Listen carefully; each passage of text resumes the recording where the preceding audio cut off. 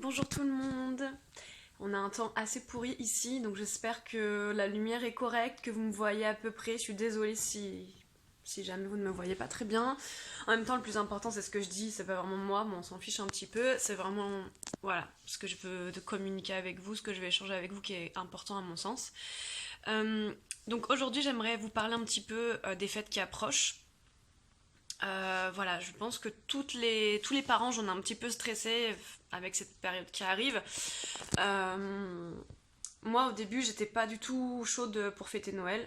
J'avais dit à mon mari, franchement, je sais pas si on monte dans la famille, etc., etc. J'étais pas forcément, voilà, je savais pas trop. J'étais plus en mode non que oui. Je voulais qu'on passe Noël que tous les deux, en amoureux, ne pas avoir à subir cette pression familiale et sociale de subir en fait le fait que tout le monde se fait des cadeaux, voilà, que les enfants aient des cadeaux, etc. Et que nous, parents d'Orlan, nous n'ayons pas de cadeaux à offrir pour notre fille. Euh, et de vivre ce premier Noël qui devait être avec elle, le premier Noël d'Orlan qui devait être avec elle, le vivre sans elle, voilà. C'était ça qui vraiment me perturbait énormément, qui me faisait beaucoup de mal, et qui me fait toujours du mal, hein. Et puis je me suis dit, si je commence à faire Noël sans ma famille, sans ma belle famille, sans notre entourage, si je commence à me mettre en ermite, etc. par rapport aux fêtes, je me dis que ça va être un cercle sans fin, un cycle sans fin, enfin, je peux pas commencer à faire ça, sinon ça veut dire qu'à chaque Noël, je vais faire ça, et ça va être une boucle infernale, et j'arriverai pas à me remettre dans un Noël classique et normal lors d'un prochain bébé, si jamais on en a un, bien sûr. Donc, du coup, heureusement, j'ai une belle famille absolument formidable, et du coup, une personne de ma belle famille m'a vraiment voilà, motivée à quand même passer Noël parmi eux. Et du coup, on va le faire. Après, je vous avoue que j'appréhende énormément. Euh, Après, je le fais aussi parce que ça va être les 1 an du cousin d'Orlan. Donc, ils avaient 2 mois et demi d'écart. Et comme voilà, il va avoir ses 1 an fin décembre, je me suis dit, voilà, si on monte pas, on va louper ses 1 an. Déjà que ça fait longtemps là que je l'ai pas vu, qu'il a beaucoup changé, j'ai quand même envie de suivre son évolution. J'ai envie de le voir, j'ai envie de voir sa petite tête émerveillée lorsqu'il va ouvrir les cadeaux. Et puis voilà, comme je ne peux pas voir le visage d'Orlan face à ses premiers cadeaux, bah, je me dis que je verrai au moins son cousin. Donc je verrai un petit peu Orlan je verrai un petit peu Orlan au travers des yeux de son cousin. C'est ce que j'essaie de me dire. J'essaie vraiment d'être forte par rapport à cette période. Je sais pas du tout comment je vais le vivre. Honnêtement, ça va être très dur. Je pense que je vais énormément pleurer. Voilà, quand j'imagine la scène, je sais que je vais être heureuse d'être entourée des gens que j'aime. Ma famille, ma belle famille, mes amis, parce que je compte aussi voir mes amis qui sont dans une autre région.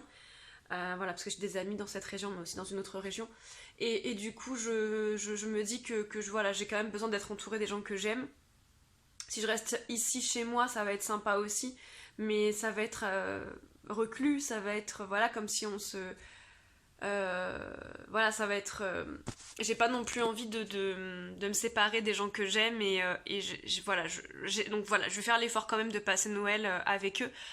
Ça va être un bonheur mais un effort en même temps. Ça va être très compliqué. J'aurais jamais pensé vivre un Noël comme ça sans mon premier enfant.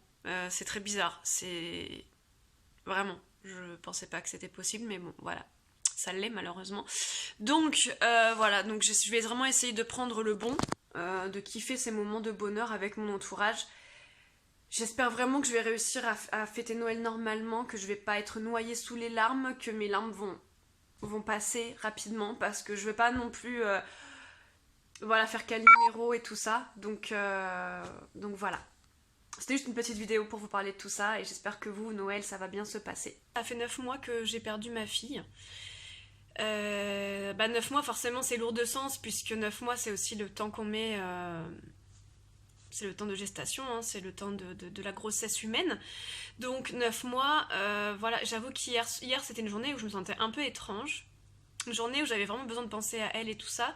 Et hier soir, je me suis surprise à pleurer dans le lit, alors que ça faisait quand même longtemps que ça m'était pas arrivé. J'étais vraiment. Je pensais très très fort à elle. Je lui ai envoyé plein de pensées d'amour. Je l'imaginais en train de la prendre dans mes bras. Voilà, je l'imaginais. C'est bizarre, pour moi, elle était plus grande. Quand je la voyais dans mon imagination, je la voyais plus grande que ce qu'elle devrait être, puisque à 9 mois, elle devrait être toute petite encore. mais je la voyais déjà un peu petite fille et tout ça. Donc j'avoue ça m'a fait un peu bizarre. J'avoue que voilà, hier c'était voilà, c'était pas genre j'étais hyper malheureuse et tout ça, j'étais en mode nostalgique. En plus hier j'ai fait pas mal de boutiques. Et du coup bah voir forcément je voyais les enfants bébés etc, les cadeaux, et forcément bah, je me disais qu'elle pourra pas en avoir, et c'est con parce que c'est que du matériel, c'est pas important, mais voilà, c'est le fait de voir des poussettes, de voir des gens faire des cadeaux pour Noël, et puis toi t'es là et tu devrais préparer Noël pour le premier Noël de ton bébé et tu peux pas, voilà. Donc j'avoue qu'hier c'était hier soir, ouais j'étais vraiment prise de nostalgie, j'ai pleuré, tout ça, ça faisait longtemps que ça m'était pas arrivé. Moi aujourd'hui je suis un peu je suis un peu blasée, j'en ai un petit peu marre de la routine quotidienne. En plus c'est un mois où j'ai un peu de boulot mais moins que d'habitude.